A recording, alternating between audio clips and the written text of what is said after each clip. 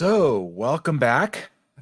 This week, I got back from a monthly mastermind group that I'm a part of as a Wake Up Warrior trainer. One of the things we do is we meet up every month for what I call a 2-day production workshop. And so I thought it would be interesting for you guys to pull back the curtains a little bit and see what we discuss in these meetings. Um, and there was a concept or a statement made that a lot of trainers and I've faced this myself as well, tackled this last week. The idea of your ego getting in the way of opportunity. In fact, I even made a little bit of quote on my Facebook, Instagram accounts. You guys can follow along there. But get your ego out of the way to see the opportunity. And how often does our ego trip us up to where we can't see the opportunities before us?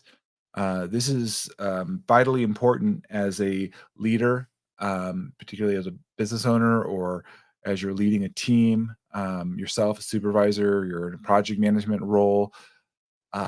This is really important to be able to see the greater opportunity before you. And I find, thankfully, as you get older, this hopefully becomes more apparent, not always, but I found in my younger days, I didn't see the opportunity as often as I could have now that I look back and have 20/20 vision, as we say, looking back in hindsight. But in the midst of it, in talking with other trainers and challenges we have in making pivots, making decisions, particularly when we're in a place of goodness, and there's a move to greatness. There's an opportunity for something greater. There's something that could be, you know, moving us further along to where we actually really want to go. But our ego is saying, "Hey, hey, hey, hold on, hold on. I'm not ready to go there." That is going to challenge me. That's going to make me feel maybe a little uncertain. But the reality is here, as we can get our ego out of the way, we actually have a greater opportunity at so much more in front of our lives. And so this concept or idea of the ego and opportunity and where do you land here? Um, it's really important to know this. And again, kind of a through line, if you will, through this whole podcast is to know yourself well, to lead yourself and to lead others. Do we know our own tendencies?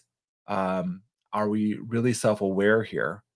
Um, And so as I sat there in this room, with just some amazing trainers that I've gotten to work with and train with, some for honestly a couple years even, there's challenges that come before every one of us.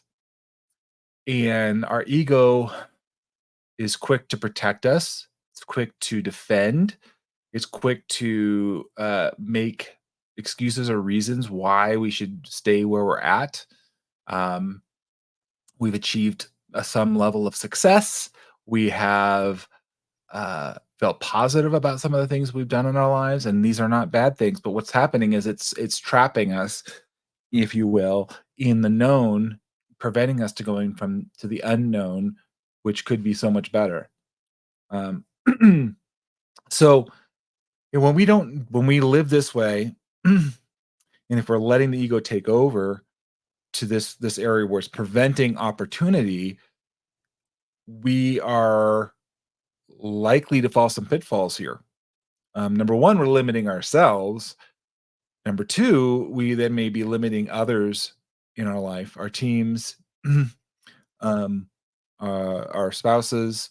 Um, for example, many years ago, I had very much a scarcity mindset, self preservation. My ego didn't want to let my guard down.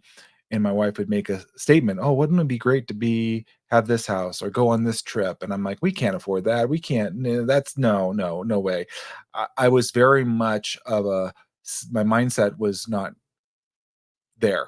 And my ego was trying to protect me from being let down, to be being disappointed, um, in that ego-driven, decision or choice on my part was limiting me, limiting the ability for me to see, to dream, to imagine what could be. And so we put a cap in it, if you will, sometimes. And so I'd ask you the question: are you aware of that? Even maybe you have this idea that you've limited it. I can only make this much income, or I can only make it this far. And so this is so important to realize where our ego affects us in our external world, how we look at the world, how we approach it, right? And like I said, this just spills over into team dynamics, whether it's with your spouse, with your team members you're managing. It could be up or down in the leadership world. Um, and if we're not able to handle that, we may have ego clashes, if you will, that could be avoided. And it's important not just recognizing yourself. You might recognize this in others candidly. Sometimes we can see where there is self-preservation or there's a way of being. Oftentimes, the ego can help us and be positive and strong in some areas. But often I found as I leaned into that more, I recognized that there's a certain place where the ego trips me up, and I don't leave room or the ability to have others come in. And so understanding this about yourself and realizing, can my ego be put to the side here? Can I be can I be listened? Can I be coachable? Do I not have to have all the answers? Um, that's going to help you in your growth and ability to see great opportunities. Here's the reality: if you know all the answers or you're shutting things down, people aren't going to come to you. They're not going to present ideas. They're not going to present innovative innovative ways of being, right? They're not going to be able to provide that to you because you're close to it. And so your opportunity to grow, to develop is limited by your own design. Um and this is the crazy thing. We can have amazing experiences and grow, and then we can put like kind of a self limiter on ourselves. This is nothing new under the sun. So what I'm sharing with you is just real world insights about how I've applied it, how I've learned it, how I put it with other folks that I coach, right, and guide. But this goes back thousands of years. For those of you that maybe have followed the Bible, and there's an area in the Old Testament, in the book of Exodus, they talk about, these people, the Israelites, leaving this slavery. They're under this Pharaoh that has controlled them and literally imprisoned them and made them slaves. They've been free. They get out of that area, but what happens is they wander the wilderness for 40 years because they're not in a place. Their ego says, I can't go into this next land because there's stronger people there. They've got the control. There's no way we can go in there. I'm like, but they left this amazing. They left this place where they were slaves. They were imprisoned, if you will. Got out of there. God provided a way for them, and then they land in this other area and they can't get to the promised land. There's a beautiful place of milk and honey and all these beautiful things because there's giants, there's other people there, and there's these stories. So the ego is self-preservation. So this is nothing new under the sun when I share this with you, but I want to encourage you to get at this, understand, and become self-aware. As you become self-aware and awaken and understand where your ego is in place, it's not a bad thing, meaning it's there to watch after you. It's there to help you, encourage you, give you confidence, but it's also can be a limiter and putting the brakes, if you will, on your opportunity and growth and development. And so this is key as you're growing in your career as a professional, as you work your way up through leadership and collaboration, is to be mindful of this and seek ways that you can cultivate self awareness so you can manage your ego, know yourself to lead yourself, be self aware, be others aware. How are they showing up, right? Being task aware. And so seeing where you're at in the gap to where you want to go. So how do you even know where you want to go? Well, you have to look where you're at. You have to assess that and realizing there is a gap. And is my ego going to limit me and try to stop me and keep me in this place, or or can I overcome the ego? Can I get the ego out of the way, the self-preservation, the what is known to the unknown. As you do this and you transform yourself through self-reflection and ego management, this fosters a growth mindset. And this is part of the program that I do in the Steward Your Business, Steward Yourself program. We just start with mindset. It's mindset first, it's understanding yourself, right? And then leading yourself well. And then you can understand your team better and lead them better. And these are just layer on top of each other. As we do this, we affect ourselves externally in the way that we're showing up. We accept ourselves internally because we're leading ourselves well, right? We're understanding our voice better. I've talked about that in the past. And we can then make better decisions, particularly you think about ethical or philosophical decisions on how we're going to show up, right? And so, how we embrace virtue and how do we embrace instead of moving out of these egocentric leadership ways of being, right? And there's all different ways. I mean, I'm here based in California, um, and I've learned different philosophies, both Eastern and Western. But the reality is, here, I don't really care what persuasion you are on, religions or other things. There, as a human being, as a human experience, we recognize how our brains work. That's what I love about science. I learn about this, and then how it infuses with the way we approach the world. Our brain is taught to limit risk, limit energy, but oftentimes it trips us up in that way. Are you creating a space to where your ego can get out of the way and you can actually dream, envision, imagine? Here's something that I realized over particularly last week and then just over the course of my life, 50 years here on this earth, is are you creating a space or a container even that you can allow the ego to be put aside to dream dreams, to create visions, to see what's possible, right? Because if you can't even see what's possible, there's no way for you to move into an opportunity.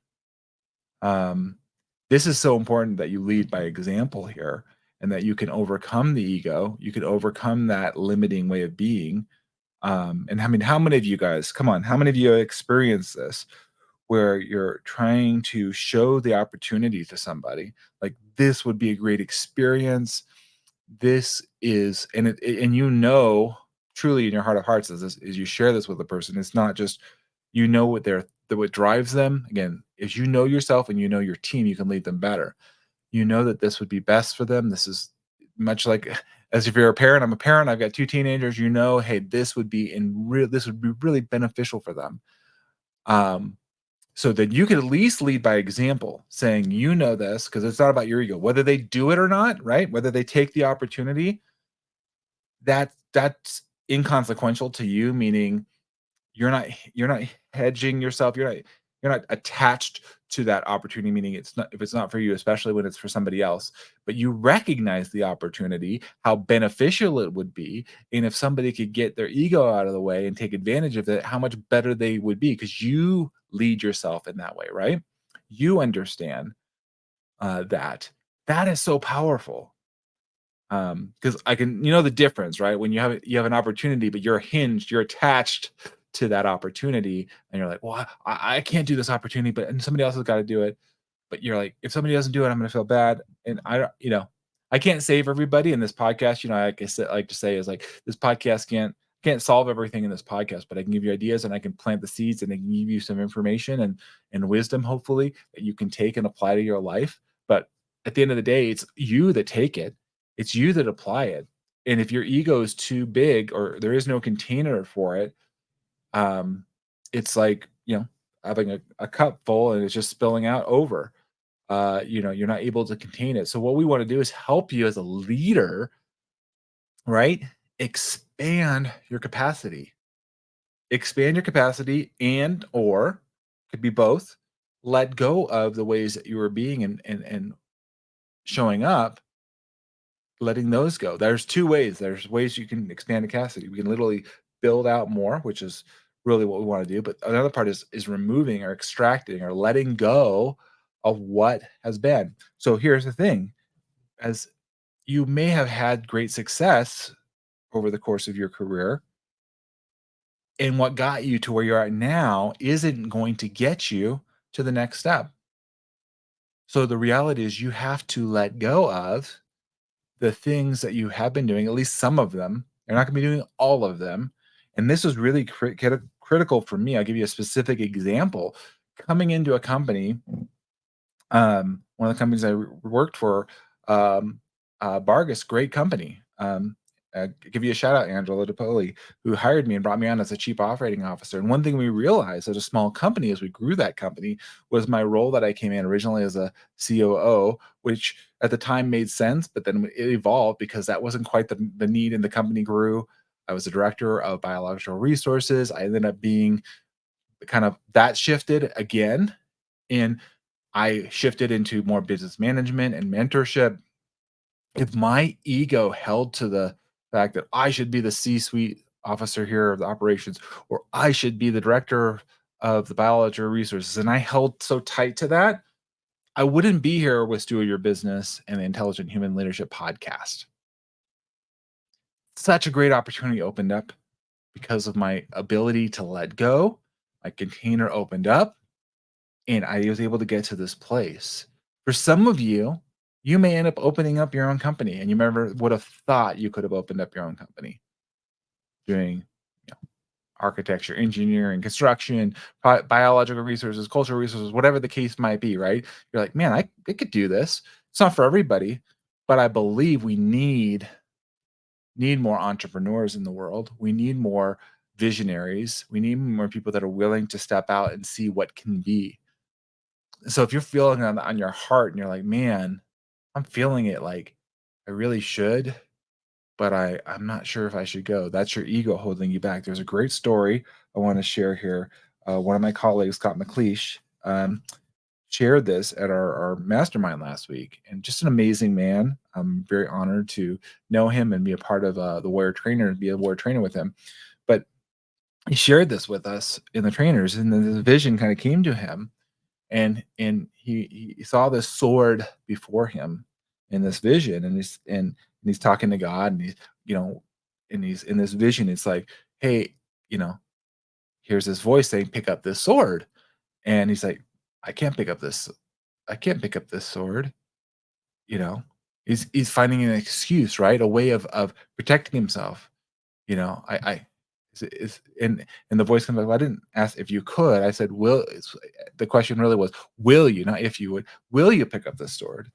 And then again responded, I'm it's not for me. I mean, I don't know how to pick it up. I don't, there's excuses. Well, I didn't ask if you could, or if you think you're honored, or you're honored. I'm not honored to pick it up. That wasn't the question. The question is, will you pick up this sword? And so there was this back and forth interaction, and I'm not doing you justice, but Scott, if you listen to this, you know that I appreciate you.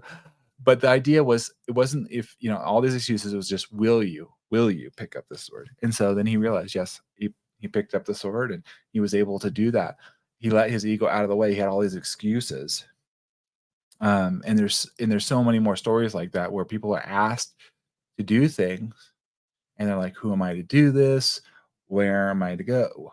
How am I qualified? These are all things that the ego is throwing up to prevent you from taking action that you need to take. That's why I created this podcast and my company, because I want to help people get unstuck in self-limiting beliefs and understanding where their ego is tripping them up, and to help you in continuous growth and development, help you can be in a state of becoming the most intelligent human, the most powerful person in the room, because you know who you are and you know what you're called to do, and you let your ego get out of the way, and you move to the opportunity. What happens if we don't move to the opportunity? Well, others may come, or there just may be a loss. It may be a lost opportunity, and we don't want to have lost opportunities here.